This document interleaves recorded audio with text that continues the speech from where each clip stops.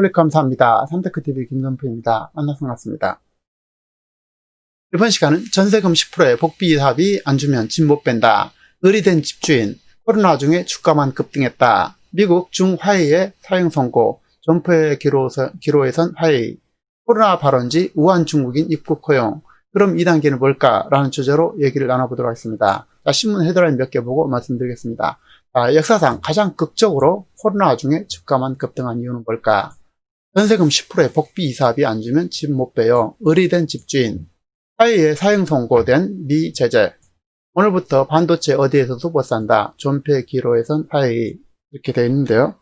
정부가 8월 10일 중우한 말 입국자한테 문을 연다는 것이고, 코로나 발원지 우한, 한국 입국 10일부터 허용, 국민일보인데요.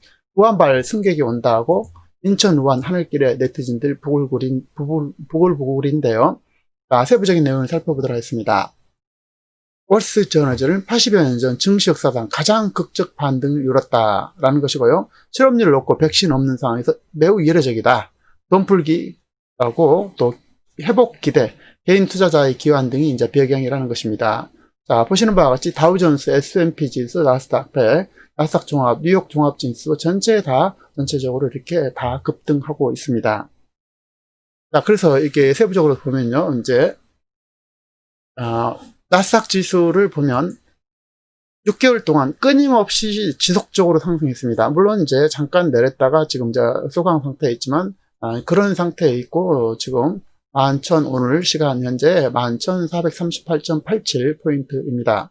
코스피 지수 또한 2,435.92로 지속적으로 이렇게 상승을 6개월 동안 하고 있습니다. 자, 이것이 금융과 실물이 전혀 이렇게 괴리가 일어난 현상인데요. 이것을 놓고 해석이 그야말로 가지각색이 있지만은 이 부분에 대해서 한번 살펴보도록 하겠습니다. 자, 코로나 직후 반토막 났던 뉴욕 증시와 코스피가 불과 5개월여 만에 모두 회복하는 기염을 토했는데요. 미국 증시 역사상 가장 빠른 속도가 되겠습니다. 미 실업률이 10% 안팎에 달할 정도로 높은 데다가 코로나 백신이 나오지 않은 상태에서 그 배경이 관심이 쏠리고 있는데요. 월스트리트저널은 9월 15일 현지 시간으로 뉴욕 증시가 유례없는 속도로 회복할 수 있었던 원인을 5가지로 요약했습니다. 미 중앙은행과 정부의 적극적인 대응과 경기 회복에 대한 강한 기대, 또 대형 기술 기업의 영향력 확대, 개인 투자자들이 화려한 기환, 파생 상품 거래 이런 식으로 5가지로 이제 정리를 했는데요. 그 세부 내용을 살펴보도록 하겠습니다. 미 중앙은행과 정부의 적극적인 대응이 이제 가장 큰 요인으로 보고 있고, 패드와 미 정부가 어느 때보다도 속도전을 폈습니다. 비상시국을 맞이해서 패드는 긴급공개시장위원회 FOMC를 열어서 기준금리를 제로 수준으로 낮췄고 시장이 사실상 무제한으로 통화를 공급했다는 신호를 보냈었죠.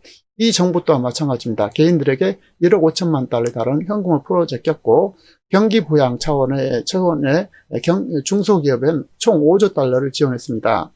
패드와 정부가 이렇게 빠르게 대처한 건 2008년 금융위기 때 얻었던 교훈 덕분인데 시장에 강한 믿음을 줘야만이 경제를 살릴 수 있었다는 것이었습니다. 투자자는 패드에 맞서는 건 현명하지 않다는 상식을 받아들였고 이들은 주가 상승에 이제 베팅하게 된 것입니다. 그 다음에 두 번째로는 경기에 대한 강한 회복 기대인데요. 팬데믹이 통제되면 미국 경제가 곧 회복될 것이라는 전망이 주가를 끌어올린 배경 중 하나인데 많은 사람들이 최악의 상황을 지나갔다가 믿고 있는 것입니다. 제조업 활동은 증가세로 전환했고 고용 역시 4개월 연속 회복세라는 것인데요.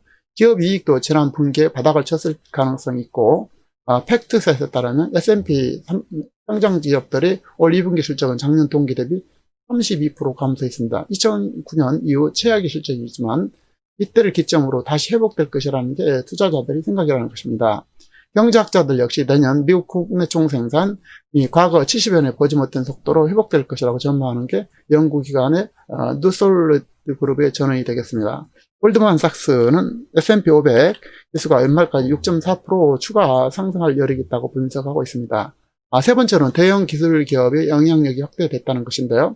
코로나 사태의 반사이익을 보고 있는 대형 기술 기업이 증시를 주도하는 점도 올해 두드러진 현상인데 세계 최대 기업인 애플만 해도 주가가 57% 급증했습니다. 애플 한 종목의 시가총액은 잘 나가는 중소기업이 2,000개를 합친 더셀 2000 지수 전체보다 더 큽니다. 애플, 아마존, 마이크로소프트, 알파벳, 페이스북 등 5대 빅 팩트의 S&P 500 지수가 집중도는 30여 년 만에 가장 높았고 5개 종목의 시총은 전체 23%를 차지합니다. 증시 자체가 이처럼 크고 강한 기업이 재편됐다는 해석이 가능하고, 반면 전통적인 에너지 기업인 엑선모바일은 지난달 말 다우지수에서 쫓겨나게 됐습니다. 또 하나 이제 특이한 것은 개인 투자자들이 이제 화려한 기한을 했다는 것인데요. 개인 투자자 올해 상반기 미국 증시 차지한 비중은 자그마치 20%에 달합니다. 10년 전 2010년대 2배 수준인데, 거래 자체가 고객보다 과거보다도 훨씬 간편해지고 수수료가 확 낮춰진 것에 대한 것이 이제 주로 배경이라는 것입니다. 자, 개인 투자자들이 이제 미국에서도 모이고 있고, 주식 분야 파생 상품의 옵션에 손을 대는 정도들도 급증 추세에 있다는 것입니다. 개인들이 가장 많이 산 품목은 전기차 회사인 테슬라고, 올해 상승률이 5배를 넘습니다. 단순 미국에서 8번째 큰 기업이 되자 적정 주가 수준을 놓고 뜨거운 논란이 있을 정도인데, 자, 동영상 앱틱인 틱톡에서 가장 인기 있는 게시물 중 하나는 제2 테슬라에 투자하는 방법이라는 것입니다. 자, 다만 개인 투자자들은 요즘 많이 이제 불안해하고 있다는 것이 이제 대체적인 것 같습니다.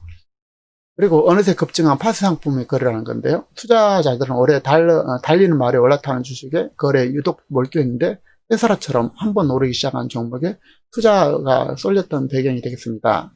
자, 이 과정에서 옵션 등 파생 상품 거래도 급증했고, 테슬라 공매도도 집중됐는데, 역설적으로 테슬라 주가 상승을 부채질한 결과가 나왔고, 위험 거래를 위해선 현물 또한 매입을 해야 되기 때문에 그렇다는 것입니다. 아울러 일본 소프트뱅크의 대형 기술 정보 기업들의 콜 옵션을 40억 규모로 사들였는데, 뉴욕 증시를 급등시킨 원인 중 하나로 이제 밝혀졌다는데요. 파생 거래가 집중됐던 종목은 테슬라와 아마존, 애플, 마이크로소프트, 소피파이 등입니다. 다른 종목보다 주가가 더 많이 뛴 기업들이 되겠는데요. 자, 결론을 말씀드리겠습니다. 중간 결론을 말씀드리면, 각자 생각을 달리할 수 있지만 지금 상황은 살얼음판이다라고 보입니다. 실물과 금융 괴리가 너무 지나치고요. 폭탄은 언제 어떤 상황에서 터질지 모른다는 것이 기본적인 저희 생각이 되겠습니다. 투자의 신 개미들 조심해. 지금 주식시장은 카지노판이다. 2000년 7월부터 2001년 5월까지 상당한 학벌과 투자 경력을 바탕으로 한 전문 펀드 매니저와 침팬지가 수익률 게임을 했다는 것입니다. 근데 침팬지 수익률이 훨씬 못 미치는 전문 펀드 매니저라는 것이고, 여기 전문 펀드 매니저가 침팬지에게 이렇게 참패로 끝났다는 것입니다. 그 정도로 지금 이제 불안한 것이라는 것을 단적으로 보여진 대표적인 사례가 되겠습니다.